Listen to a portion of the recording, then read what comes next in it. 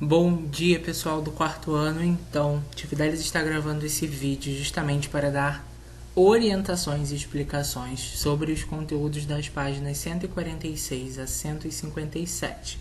Sugiro que estejam com livro, lápis, borracha próximo a vocês e que estejam com muita animação. Afinal, essa matéria é bem tranquila e vocês vão gostar bastante, tá? É algo que faz parte do dia a dia, assim como todos os outros conteúdos que nós vimos, mas esse eu acho que fica mais tranquilo de associar vocês mesmos até analisarem, compararem de forma análoga com as coisas do dia a dia. Então, para iniciar, vamos tratar acerca de medidas. Quando a gente fala em medidas, né, estamos associando a inúmeras unidades. Eu posso ter medidas de tempo, eu posso ter medidas de comprimento, eu posso ter medidas de temperatura, eu posso ter medidas de capacidade, mas hoje nós vamos começar a tratar acerca das medidas de comprimento, tá? O que é importante falar acerca das medidas de comprimento? Eu tenho aqui um operário da construção civil que ele disse o seguinte: essa parede tem 3 metros de altura, então ele está medindo a altura da parede.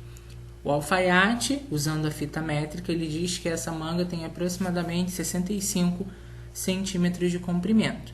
E a torneira mecânica usando o paquímetro, né, dizendo que essa peça ela tem 13 milímetros de espessura.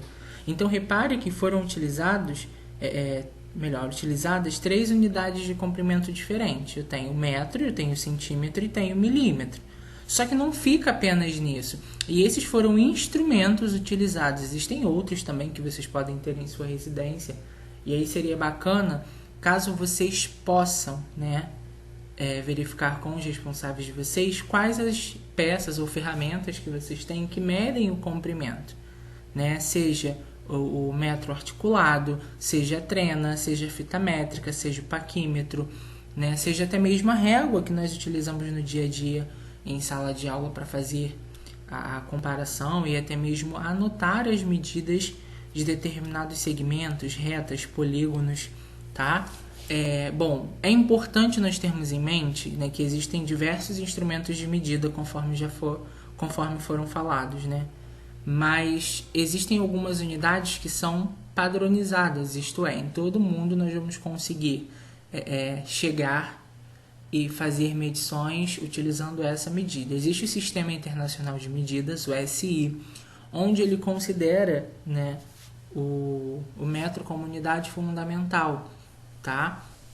E o metro nada mais é do que 100 centímetros. Então, quando uma pessoa fala, eu tenho 1,60 m de altura, eu tenho 160 centímetros de altura, tá? Então essa é uma das primeiras relações que vocês têm que destacar, ou seja, passar o marca-texto, lápis no livro de vocês para chamar a atenção. Só que não muito longe disso, nós trabalhamos também bastante com o centímetro. E o centímetro ele tem aproximadamente 10 milímetros, tá? Então é importante vocês terem essas unidades em mente para favorecer a conversão que nós trabalharemos posteriormente. Então nós temos 1 metro, que corresponde a 100 centímetros, e 1 centímetro, que corresponde a 10 milímetros. Só que também existe o quilômetro, e o quilômetro ele é utilizado justamente para indicar medidas, né, maiores, né, do que o metro. Geralmente distância entre cidades, vocês devem estudar acerca das camadas, né, da atmosfera, onde elas também são medidas através dos quilômetros, tá? E essas 3 relações que são apresentadas agora, elas são fundamentais, tá, para ocorrer de fato a conversão. Então, 1 quilômetro, quando a gente falar daqui para São Paulo, eu tenho 400 quilômetros de distância aproximadamente. Se eu quisesse converter isso em metros, eu teria que pegar o 400 e multiplicar por 1000, dando 400.000 metros, tá? 1 metro tem 100 centímetros, então se eu falo que a distância do meu quarto para a minha cozinha é de 2 metros, eu sei que corresponde a 200 centímetros, tá? E quando eu tenho do centímetro para o milímetro, quando eu tenho 1 centímetro, corresponde a 10 milímetros.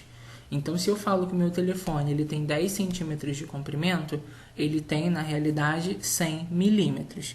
Então, reparem, isso vai retomar um conteúdo que nós já vimos, que é a multiplicação por 10, 100 ou 1000, onde eu só acrescento zeros à direita do número, tá? Então, é um pré-requisito. Então, quem conseguiu absorver aquele conteúdo com tranquilidade acerca, né, do método prático da multiplicação, certamente conseguirá ir muito bem agora nas conversões, tá? Então anotem essas 3 informações aí que são importantes. As unidades de comprimento, não existem somente aquelas que o tio acabou de falar, né? Quilômetro, metro, centímetro e milímetro. Existem outras que são pouco utilizadas, mas que é importante você ter conhecimento. O metro é a unidade fundamental, então eu tenho os múltiplos e tenho os submúltiplos. O que são os múltiplos? São unidades maiores do que o metro, então eu tenho o quilômetro, o hectômetro e o decâmetro.